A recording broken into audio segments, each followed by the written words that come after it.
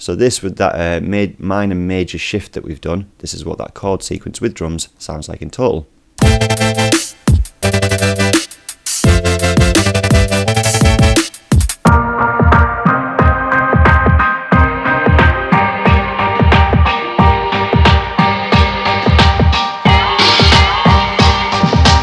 Hi guys, SKETI here, welcome back to a new tutorial. This time I'd like to show you something really cool to do with basically if you're writing a song in a minor chord sequence, how you can change the root chord in that scale to a major chord at some point at the end of the phrase, just to add some real nice colour and difference to what you're doing. So let's get to it. So what I've got here is basically I've got a grand piano and I've written a chord sequence in A minor. And I'm just going to tell you the chord sequence to start with. And just a little bit of background. This is for the kind of chord sequences where it ends on the first chord in the scale. It starts and ends, so the first bar is the first chord in the scale and also ends on that first chord, which happens in a lot of like singer-songwriter songs, but you can use this chord sequence in any kind of music. So the chords that we have is A minor to start with, and then G major, and then F major, back up to G major, and then A major, but it was A minor, but I'm going to get to that one in a second. So A minor, down to G major, down to F major, up to G major, and then A minor, but we're going to change that.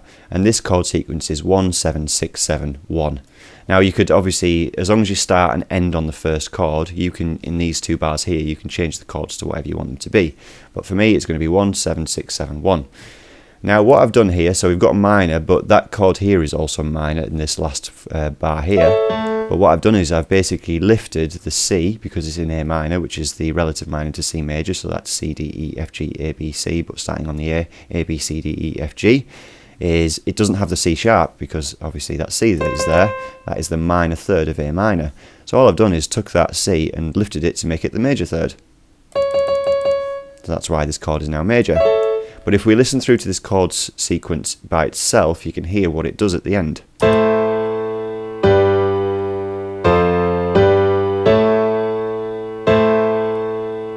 So it just adds a little bit of extra colour on the back end of that chord sequence. And this is a rule that basically, it's a rule that you've sort of broken because it's a chord that's not in the minor scale, but it still sounds nice to our ears. So as much as I've obviously done tutorials on how to write in minor and major scales, once you've learnt these rules, you can then find out how you can break them. And this is one of the ways that you can do that, just to add some colour and some interest. But what I did is I took it a little bit further and I also added the minor seventh above the for the A minor chord. So we've now got A minor 7. Then I add the major 6, so we've now got G major 6, the major 7, so we've got F major 7, and again the major 6, so we've got G major 6, and then the minor 7 here, but it basically makes this an A dominant 7, because a dominant 7th chord is a major chord with a flattened 7th. So now we can listen to that chord sequence again.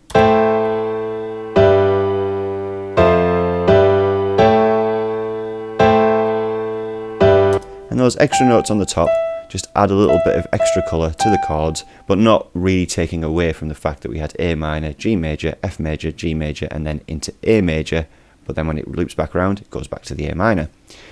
So obviously it's always a good idea to listen to this kind of anything that you've created against some music, and all I've done is basically created some a future bass kind of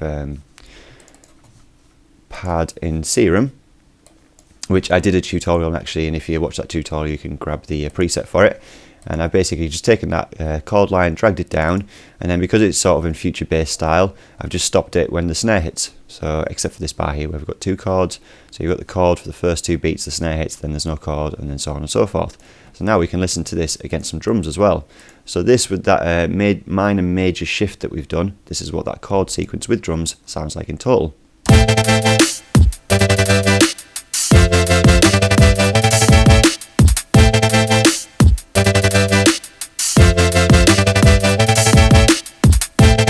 So there you go guys, that's a cool way, instead of basically playing that same minor root chord all the time, just making it major at some points, it comes back down to the minor and makes it sound quite interesting and different.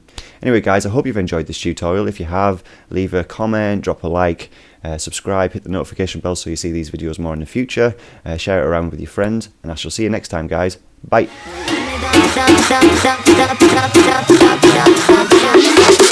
Everybody jump up, come on!